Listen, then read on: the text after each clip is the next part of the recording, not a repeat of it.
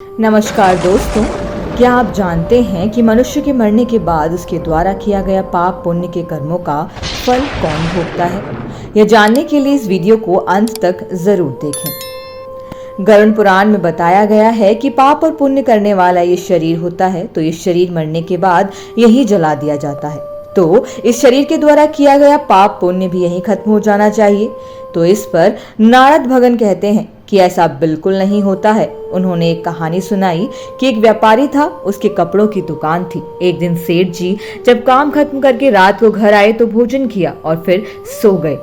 सपने में उनके पास एक ग्राहक आया और बोला, सेठ जी कपड़ा दे दो। तो सेठ जी ने सपने में जिस चादर को ओढ़ कर लेटे थे उसे फाड़ कर देने लगे। तभी उनकी आंख खुल गई। तब उन्होंने देखा न दुकान है न ग्राहक, लेकिन जो कपड़ा फाड़ा था वो सच में फट गया। बस गरुड़ पुराण में यही समझाया गया है कि न कोई ग्राहक है न दुकान है, लेकिन जो चादर फटा वो बिल्कुल सत्य है। ऐसे ही न ये संसार सत्य है न ये शरीर सत्य है, लेकिन शरीर के द्वारा किया गया पाप और पुण्य सत्य है। उसका फल जरूर भोगना पड़ेगा। अब यहाँ पर दूसरा प्रश्न आता है कि पाप भोगेगा कौन?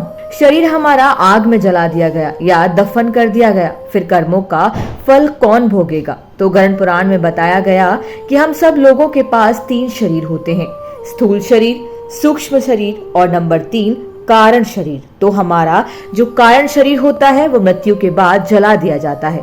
उसके बाद हमारे 2 शरीर बचते हैं, एक स्थूल और दूसरा सूक्ष्म शरीर।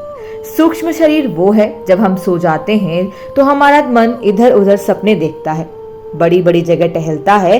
ये सूक्ष्म शरीर का काम होता है। गरुड़ पुराण में बताया गया कि जब आप सपने में कहीं कुछ कर्म कर रहे होते हैं लेकिन आप सो रहे होते हैं, तो आत्मा हमारी स्थूल शरीर के साथ होती है जो सो रहा होता है। तो जो हमारा सूक्ष्म शरीर होता है फिर वो कैसे काम करता है? वो हमारे मन से काम करता है, उसके साथ मन होता है। उसका उदाहरण यह है कि कभी कभी हम जो सोने से पहले सोच रहे होते हैं वही हम सपने में देखते हैं। तो मन ही हमारा स्वप्न दिखाता है और कर्म हमारा सूक्ष्म शरीर कर रहा होता है। तो जब मनुष्य मरता है तो उसका स्थूल शरीर मरता है, सूक्ष्म शरीर कभी नहीं मरता। और यही सूक्ष्म शरीर मनुष्य के मरने के बाद सूक्ष्म शरीर हमारे पाप पुण्य का कर्म भोगता है। वो सूक्ष्म शरीर ही होता है, इसे आप मन भी कह सकते हैं। तो दोस्तों, अगर आपको हमारी ये जानकारी अच्छी लगी तो कमेंट करके जरूर बताएं, और अगर नए हैं तो चैनल को सब्सक्राइब करके वीडियो को एक लाइक जरूर करें और अपने दोस्तों के साथ जरूर शेयर करें। धन्यवाद।